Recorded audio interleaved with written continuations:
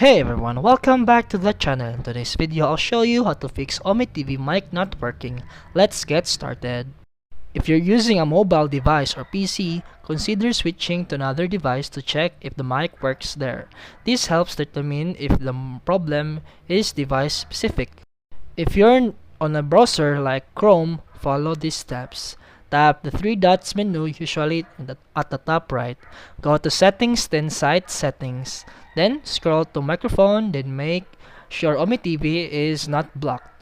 If it's listed under blocked, remove it and set to allow. Also, make sure the correct microphone device is selected if using a PC.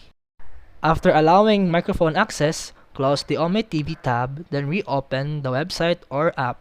You should now have both camera and mic working. And that's it for today's video. If you found this helpful, please like and subscribe for more videos. See you in the next one.